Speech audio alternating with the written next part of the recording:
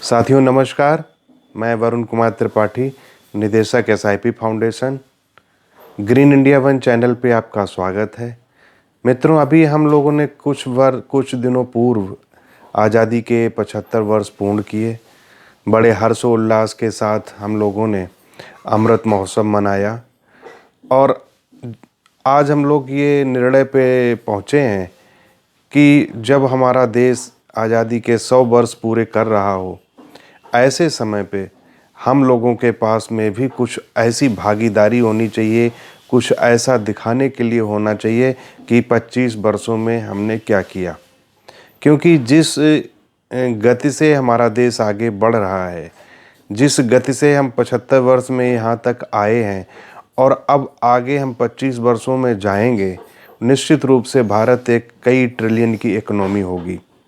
तो उस trillion economy में हमारी क्या हिस्सेदारी होगी, क्या हम उस ट्रिलियन इकोनॉमी में पार्टिसिपेट करेंगे। जैसे अगर देखा जाए तो सन 1980 में यानी कि 79 में जो सेंसेक्स था वो 100 पॉइंट का था, वहाँ से प्रारंभ हुआ था। आज सेंसेक्स 60,000 को पार कर गया।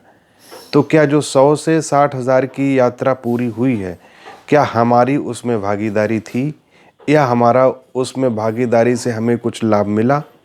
तो वही चीज़ हम आगे देखेंगे कि 25 साल में बाद निश्चित रूप से हमारा देश जब आज़ादी के 100 वर्ष पूरे कर रहा होगा, तब हमारे पास दिखाने के लिए क्या होना चाहिए। तो दोस्तों, ग्रीन इंडिया वन ने ये डिसाइड किया है कि हम लोगों ने 25 फंड डिसाइड किए हैं कि जो कि एसआईपी के लिए होंगे और जो यदि 25 साल तक चलाए जाएं एसआईपी के रूप में, तो निश्चित रूप से एक बहुत बड़ा रिटर्न जनरेट करेंगे। तो उसी सीरीज़ के तहत आज हम लोग बात करेंगे SBI banking and financial services fund के बारे में। ये एक सेक्टर फंड है।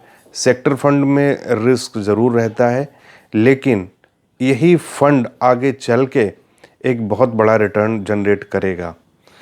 अभी लास्ट का जो 3 इयर्स का अगर हम लोग ट्रैक रिकॉर्ड देखें तो कोरोना काल की वजह से बैंकिंग सेक्टर सबसे ज़्यादा स्ट्रगल कर रहा है, या कहना चाहिए कि सबसे ज़्यादा अगर किसी को क्षति पहुंची है तो वो बैंकिंग सेक्टर को पहुंची है।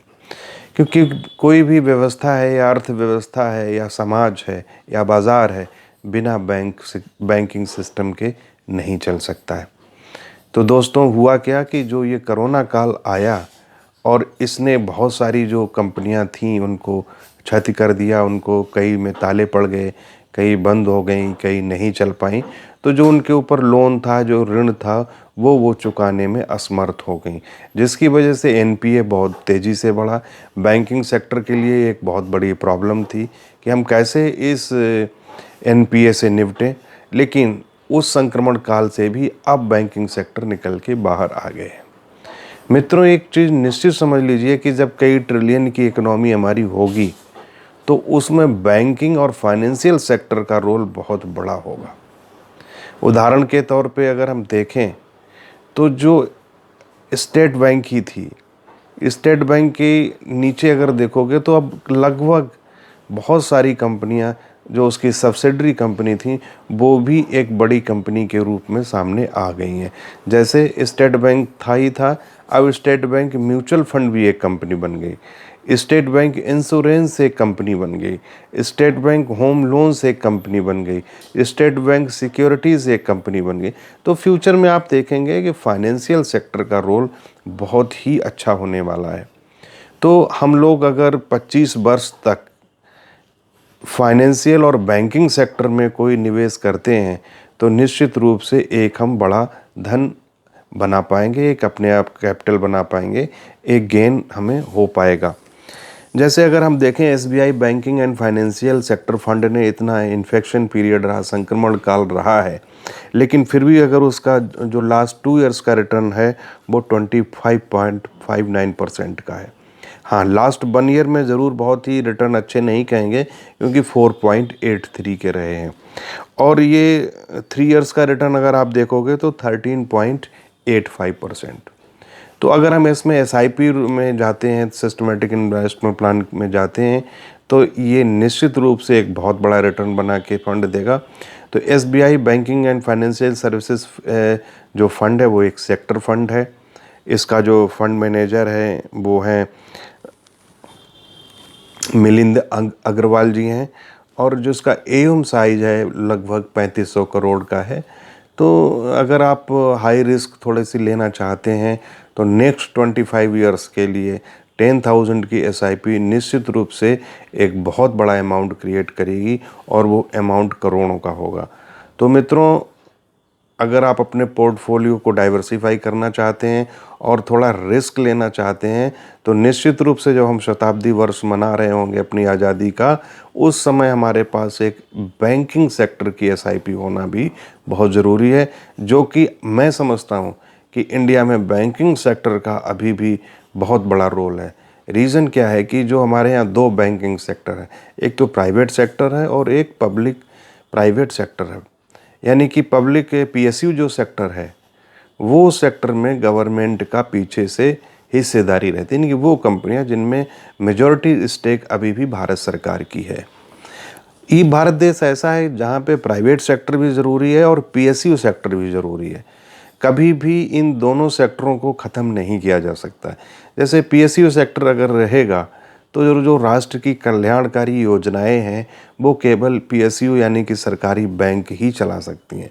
प्राइवेट सेक्टर इस तरह की स्कीम्स को, जैसे कि जनधन स्कीम है या मनरेगा स्कीम है, किसान क्रेडिट कार्ड है, विधवा पेंशन योजना है और विकलांग पेंशन योजना है, तो ये सारी जो स्कीम्स हैं वो हमारी पीएसयू सेक्टर ही चलाता है। तो जो किसान इंस्ट्रूमेंट खरीदते हैं उस पर ऋण है। तो जो इस तरीके की सहायता जो हमारी ग्रामीण अंचल को, या कहना चाहिए कि जो निचला तबका है उसको जो उपलब्ध कराता है वो पीएसयू सेक्टर ही कराता है। तो ये पीएसयू सेक्टर भी रहेगा। इसके लिए गवर्नमेंट तरह तरह के रूलिंग ला रही है, तरह तरह के उसमें सहयोग कर रही है, कमेटियां बना रही है और उनकी रिपोर्ट को लागू भी कर रही है। जैसे क्या था कि एक ही जगह पे 4 बैंकें खुली हुई हैं, अब उन छोटी छोटी बैंकों के अलग अलग एक्सपेंस हो रहे हैं, अलग अलग उनका और खर्चा हो रहा है, तो उनके अलग रेगुलेशंस बन रहे हैं। तो उनको मिला के मर्ज करके 4 बैंकों को एक बड़ा बैंक बनाने का जो प्लान चल रहा है, वो निश्चित रूप से अभी पीएसयू सेक्टर इसीलिए बहुत रिटर्न नहीं दे रहा है क्योंकि उसमें बहुत चेंजेस चल रहे हैं। लेकिन गवर्नमेंट उनको मजबूती के साथ रखेगी। अब उसी के साथ हम प्राइवेट सेक्टर पे आते हैं। तो प्राइवेट सेक्टर जो है वो जो बैंक्स हैं, बड़ी बड़ी कंपनियां हैं, बड़ी इंडस्ट्री है, उनके लिए हमें अच्छी सर्विस की, अच्छी क्वालिटी की जो उनका फास्ट क्विक सर्विस है उसकी आवश्यकता है। जैसे मान लीजिए आप इन्फोसिस है, टीसीएस है या अदर इस तरीके की जो इंडस्ट्री है, उनके लिए शायद पीएसयू सेक्टर उतना एग्रेसिव ढंग से उनको सर्विस नहीं दे पाता है। तो हमारे यहाँ प्राइवेट सेक्टर या जो हमारे यहाँ वो क्लास है जो नए यंगस्टर्स हैं वो और फास्ट सर्विस चाहते हैं, तो उनके लिए हमें प्राइवेट सेक्टर की भी आवश्यकता है। तो दोस्तों, हम आज इस वीडियो में यही कहेंगे कि अगर आप 25 साल बाद जो हम शताब्दी वर्ष मनाएं उसमें कुछ दिखाना चाहते हैं, इस भारतीय अर्थव्यवस्था में अगर आप अपनी भागीदारी सुनिश्चित करना चाहते हैं, तो सेक्टर फंड में एसआईपी ज़रूर करें। कम से कम एक 10,000 रुपये प्रति माह की एसआईपी इसमें करें। और ये मैं दावे के साथ कहता हूँ कि जब आप 25 साल पूरे कर रहे होंगे तो ये सेक्टर, खास करके बैंकिंग सेक्टर, वो एक आपको बहुत बड़ा अमाउंट बना के देगा। बहुत बहुत धन्यवाद, बहुत बहुत आभार, आप हमारे साथ जुड़े इसके लिए एक बार पुनः बहुत धन्यवाद।